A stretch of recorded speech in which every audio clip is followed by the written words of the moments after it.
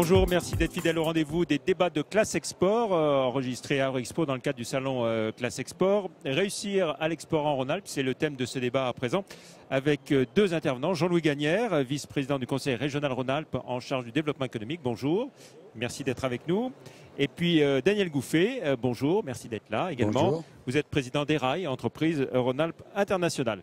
Alors, la région Rhône-Alpes est certainement l'une des régions de France qui fait le plus pour l'international, avec des subsides, on va dire, importants, d'accompagnement des entreprises. C'est un budget de quel ordre, Jean-Louis Gagnère?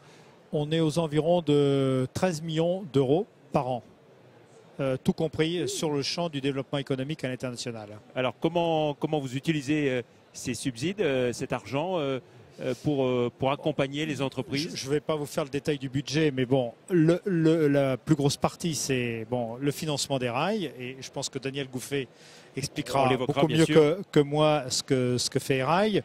Et puis, il y a aussi un certain nombre d'actions autour de l'action des rails. D'abord, il y a le plan de développement international des clusters et des pôles de compétitivité qui sont déclenchés par ERAI, mais que l'on accompagne financièrement parce que c'est quelque chose qui est extrêmement important. Et je crois qu'en Rhône-Alpes, on a peut-être compris avant d'autres collectivités publiques que c'était là où il fallait mettre l'argent. Et c'est une politique qui monte en charge puisque sur 2009, là je vais donner un chiffre, sur 2009 on était sur un volume de 1,7 million, on va passer à 2,3 millions l'année prochaine, donc ça montre qu'on veut soutenir l'effort.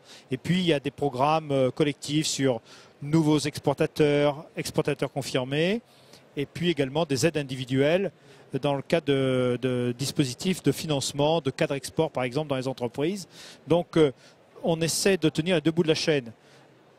Ce qui est le plus important, c'est tout ce qui peut être collectif, l'accompagnement collectif à travers ERAI, à travers les pôles de compétitivité et les clusters. Et puis évidemment, au cas par cas, on essaye de faire des coups humains et d'accompagner financièrement ce qui constitue un investissement immatériel. Est-ce que c'est le rôle d'une collectivité de mettre tant d'argent sur la table, j'ai envie de dire? Je pense que dans la période, les collectivités publiques sont tout à fait légitimes à intervenir. Moi, imaginez ce qui se passerait si on n'intervenait pas.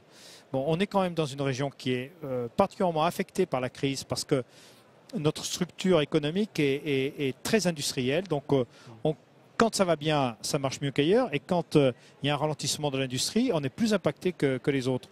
Donc, c'est normal que nous, en tant que collectivité, on soit sur le front aux côtés des entreprises et aux côtés des entrepreneurs et aussi aux côtés des salariés. Donc on ne peut pas rester inactif. Et je rappelle quand même que depuis 2004, on est coordonnateur de l'action économique. Donc ça veut dire qu'on a une compétence particulière. Aussi, ouais. Et il est clair que pour ce qui me concerne, moi je conçois l'international d'abord sur le champ économique. On n'est pas... c'est quand même une vraie priorité de la région. D'ailleurs, quand on compare les budgets, c'est quand même sur le champ économique et sur le champ aussi de la formation, parce qu'il faudrait rajouter tout ce qui est fait dans le cadre de l'enseignement supérieur et de la recherche. On commence à atteindre des niveaux assez importants. Oui, alors vous avez évoqué la région Rhône-Alpes qui est encore fortement industrielle, qui a une base industrielle forte. Lorsqu'on voit les chiffres du commerce extérieur, la forte chute baisse des exportations au premier semestre, même si ça repart un petit peu au troisième trimestre. En même temps, est-ce que c'est inquiétant pour vous? Évidemment. Alors, on garde quand même une balance commerciale positive. Excellent. Comme je dis souvent, ce serait bien que toutes les régions françaises fassent aussi bien que nous. Ce qui fait que la France se porterait beaucoup mieux puisque la balance commerciale française est très déficitaire. Nous, on a encore une balance positive, 6,4 milliards sur la dernière période. Bon, les exports baissent, mais les imports baissent également. Donc, à partir de là, on maintient un quasi-équilibre. En même temps, il faut repartir de l'avant. Les marges de croissance, il faut aller les chercher à l'extérieur. Et je pense qu'on doit être tous ensemble pour essayer d'aller chercher la croissance à l'extérieur. C'est difficile parce que tous les pays développés sur le plan économique font la même chose. Et on a de grands concurrents. Alors, aller chercher la croissance à l'extérieur, c'est le métier d'ERAI, le bras armé de la région, d'accompagnement des entreprises à l'international. Daniel Gouffet, comment est-ce que vous utilisez l'argent, le budget dont vous disposez en partie grâce à la région? Alors d'abord, le budget d'ERAI est à deux niveaux. Le premier, ce qu'a dit le vice-président Gagnère, sur les 13 millions, nous avons 5 900 000. Et nous facturons environ pour 2 800 000 euros. Donc cet argent est réparti pour le développement à l'export à 2 niveaux.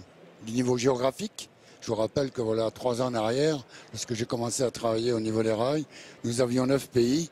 Maintenant, nous avons 22 pays et 26 sites, disons, où Erail est représenté.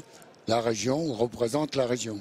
Ça, c'est le premier point. Puis deuxièmement, comme l'a dit aussi le vice-président Gagnère, nous sommes là pour faire l'internationaliser, pour l'internationalisation et aider les clusters et pôles de compétitivité. Et vous savez, il faut vous rappeler quand même que nous avons 30 pôles de compétitivité et clusters en région Rhône-Alpes, ce qui n'existe nulle part ailleurs dans les autres régions. Donc, je suis très heureux, moi, de pouvoir travailler dans ces conditions et de le développer encore. Et nous sommes... Justement, 30 pôles et clusters, est-ce que c'est pas trop finalement? Est-ce qu'on n'aboutit pas à un saupoudrage alors qu'il faudrait peut-être mettre des moyens plus importants sur quelques grands pôles? Eh bien, ça, serait la meilleure solution pour détruire le tissu économique d'une région. Qu'est-ce qui était la force, disons, d'une région, et on l'a dans notre région en Alpes, c'est bien les PME, PMI et TPE d'ailleurs, qui de plus en plus viennent travailler au niveau des pôles et des clusters. Si demain on focalise, et ça on en avait parlé, je sais que ça a été discuté d'ailleurs, sur quelques grands pôles comme le Lyon Biopôle, Luminologique, etc., etc., c'est vraiment détruire le tissu économique. Personnellement, je suis contre et je considère que c'est pas un saupoudrage, je pense que c'est fait de façon intelligente, dans la façon dont nous devons développer tout ce qui se passe à l'innovation, parce que la force de la région, c'est quand même tout ce qui est l'innovation, l'économie de la connaissance. Ça, c'est parti depuis quelques années. Il faut continuer dans ce sens-là. Et des 30 pôles et clusters, c'est pas saupoudré, Jean-Luc Gagnère?